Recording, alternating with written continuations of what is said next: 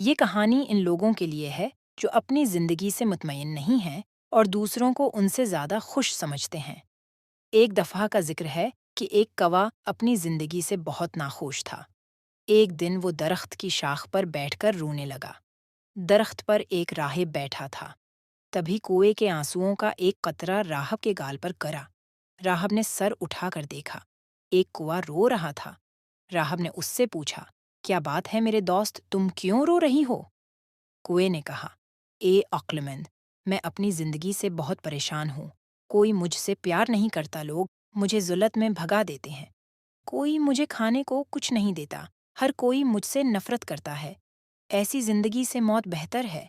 کنویں کی بات سن کر راہب کا دل ہمدردی سے بھر گیا۔ اس نے کنویں سے کہا، میرے دوست، ہمیں جس حال میں بھی خوش رہنا سیکھنا چاہیے۔ لیکن کنویں نے راہب کی عقل کو نہ سمجھا اور روتا رہا۔ تب راہب نے کہا، پریشان مت ہو، بتاؤ تم کیا بننا چاہتے ہو؟ میں آپ کو اپنے منتر سے بنا سکتا ہوں۔ ریوین خوش ہوا اور کہنے لگا، اے مبارک، اگر تم مجھ پر احسان کرنا چاہتا ہے تو مجھے ہنس بنا دے۔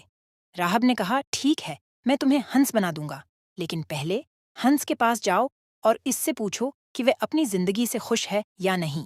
آپ جا کر معلوم کریں، تب تک میں آپ کا یہاں انتظار کر رہا ہوں۔ ریوین خوشی ہنس سے ملنے کے لیے اڑ گیا۔ اس نے ایک ہنس کو تالاب میں تیرتے دیکھا۔ وہ ہنس کے پاس گیا اور کہا کہ تم کتنے خوبصورت ہو، دودھ کی طرح سفید ہو۔ ہر کوئی آپ سے پیار کرتا ہے، آپ کو دنیا کا سب سے خوش پرندہ ہونا چاہیے۔ ہنس نے دکھی دل کے ساتھ کنویں سے کہا، نہیں میرے دوست، میں خوش نہیں ہوں۔ دنیا میں بہت سے خوبصورت رنگ ہیں، لیکن میرے پاس کوئی رنگ نہیں ہے، سفید کوئی رنگ نہیں ہے۔ میرے خیال میں طوطا دنیا کا سب سے خوش نصیب پرندہ ہونا چاہیے۔ وہ بہت رنگین ہے۔ یہ سن کر کنواں وہاں سے اڑ کر طوطے کے پاس پہنچ گیا۔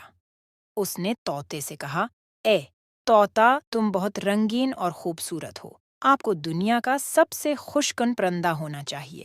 طوطے نے دکھی دل کے ساتھ کنویں سے کہا، نہیں میرے دوست، میں خوش نہیں ہوں۔ تم لوگوں کو پنجرے میں طوطے رکھتے دیکھو۔ میں ہمیشہ ڈرتا ہوں کہ کہیں کوئی مجھے پکڑ کر پنجرے میں بند کر دے۔ میرے خیال میں مور اس دنیا کا سب سے خوش نصیب پرندہ ہے۔ وہ بھی مجھ سے زیادہ رنگین ہے۔ یہ سن کر کنواں مور کی تلاش میں ادھر ادھر اڑ گیا۔ کافی دیر تلاش کرنے کے بعد بالآخر اسے ایک مور ملا جو چڑیا گھر کے پنجرے میں تھا۔ اس نے دیکھا کہ سینکڑوں لوگ اس کو دیکھنے کے لیے جمع ہیں۔ کنویں کے جانے کے بعد لوگ مور کے پاس آئے اور کہا، پیارے مور، تم بہت خوبصورت ہو۔ ہر روز ہزاروں لوگ آپ سے ملنے آتے ہیں، اور میری طرف دیکھو، جب لوگ مجھے دیکھتے ہیں تو فوراً مجھے بھگا دیتے ہیں۔ میرے خیال میں آپ کو سیارے کا سب سے خوش کن پرندہ ہونا چاہیے۔ مور نے افسردگی سے جواب دیا۔ اس نے کہا، میں ہمیشہ سوچتا تھا کہ میں کرہ ارض کا سب سے خوبصورت اور خوش کن پرندہ ہوں، لیکن اپنی خوبصورتی کی وجہ سے میں اس چڑیا گھر میں پھنس گیا ہوں۔ جب لوگ آرائشی چیزیں بنانے کے لیے میرے رنگ برنگے پنکھوں کو توڑتے ہیں تو اس سے مجھے بہت تکلیف ہوتی ہے۔